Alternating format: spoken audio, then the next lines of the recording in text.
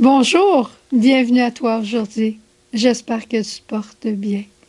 Jésus a une question fondamentale pour toi et pour moi aujourd'hui, pour chacun d'entre nous. Qui est ma mère? Qui sont mes frères? Si je te pose cette question, qui est ta mère? Qui sont tes frères? Tu vas certainement me parler de tes parents, de tes frères, tes sœurs de sang. Tu vas me parler de tes cousins, tes cousines, tes grands-parents. C'est ça ta famille, c'est ça tes parents. Mais Jésus vient dans l'Évangile aujourd'hui répondre d'une façon différente et va dire, voici ma mère et mes frères. Celui qui fait la volonté de Dieu, celui-là est mon frère, ma sœur, ma mère. Je voudrais te parler surtout de l'aspect famille. Tu ne seras pas surpris.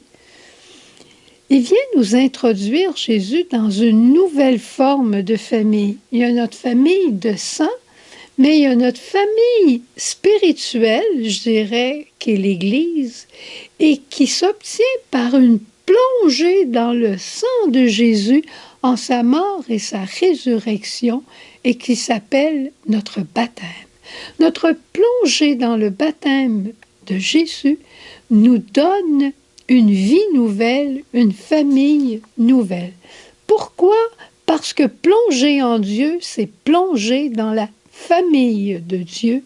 Dieu est famille, une famille trinitaire, et nous sommes habités par notre baptême, par cette trinité d'amour qui vit en nous et qui nous invite à vivre selon son mode d'amour et de relation. Que sera cette nouvelle famille? Notre nouvelle famille, notre famille Église, elle est de toutes les races, de toutes les nations, de tous les âges, de toutes les cultures, de toutes les richesses, pour les riches, pour les pauvres. Et quand on se retrouve ensemble en Jésus, on est d'une seule race. On est une seule nation. C'est pas que nos différences s'estompent et il n'y en a plus, mais nos cœurs s'unissent en Jésus. Une caractéristique de cette nouvelle famille.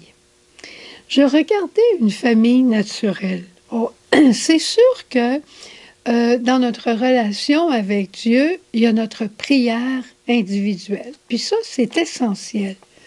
Mais la vie de l'Église est une vie ensemble, une vie de famille. Donc, ça va supposer, comme dans notre famille naturelle, que dans notre famille spirituelle, on ait des repas ensemble, qu'on se retrouve autour d'une même table eucharistique. Dans notre famille naturelle, il est normal qu'on s'appelle, qu'on s'envoie des courriels, qu'on s'envoie des textes. Dans notre famille Église, il est normal que l'on prie les uns pour les autres. Il est normal que j'adore le Seigneur dans ton cœur à toi. S'il y avait quelqu'un au Message Lumière qui avait très, très besoin aujourd'hui, puis que le Seigneur me disait, prie pour cette personne-là, probablement qu'il me dirait, adore le Seigneur dans son cœur.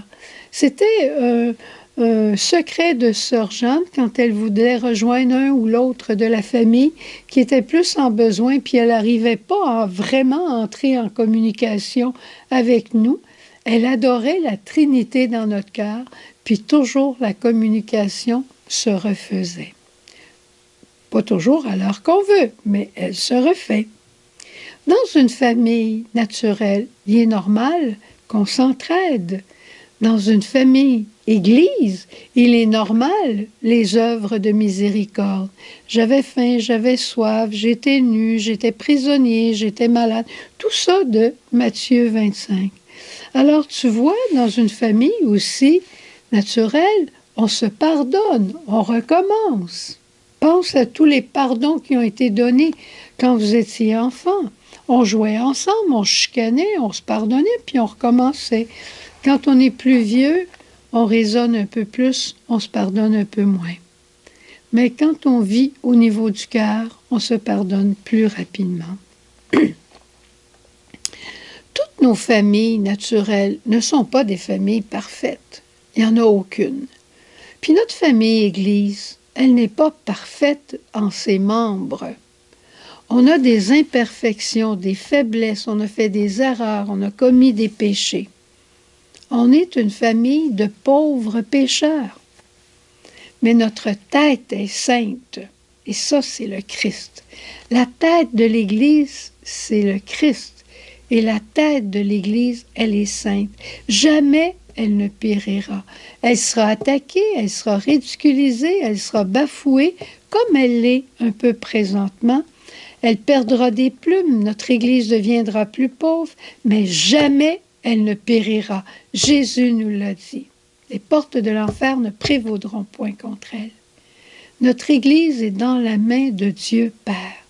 Il va y avoir des tempêtes, il y en a peut-être qui vont tomber à l'eau, mais on va arriver à bon port. Comme la Vierge Marie avait dit à Bernadette, « Je ne te promets pas une traversée facile, mais je te promets d'arriver à bon port. »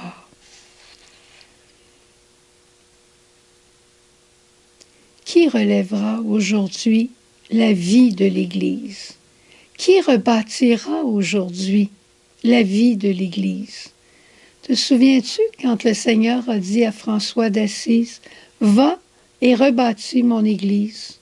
Eh bien, à toi, à moi, aujourd'hui, le Seigneur nous dit cette même parole.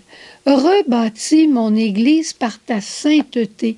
Décide-toi aujourd'hui de devenir saint et sainte. Décide-toi aujourd'hui de vivre sous le souffle de l'Esprit. Mets-toi à l'école de Jésus. Mets-toi à l'école de Marie, elle va te conduire à Jésus. Décide-toi aujourd'hui encore plus qu'hier. Décide-toi encore aujourd'hui et demain tu recommenceras de suivre intégralement Jésus, de le suivre dans tout ce que tu fais. Tu n'as pas besoin de faire des choses extraordinaires, mais ce qui est la trame de ta journée, vis-la avec Jésus. Tu seras saint et tu seras sainte, et notre Église sera sainte et sera sainte, et elle sera contagieuse. Nous serons une Église contagieuse de bonheur, parce que non seulement notre tête est sainte, mais les membres deviendront de plus en plus saints et témoins du Christ. Et même si j'en perds mon souffle, continuons ensemble de montrer le visage de Jésus par notre charité. C'est ça la sainteté. Au revoir, à demain. Jésus.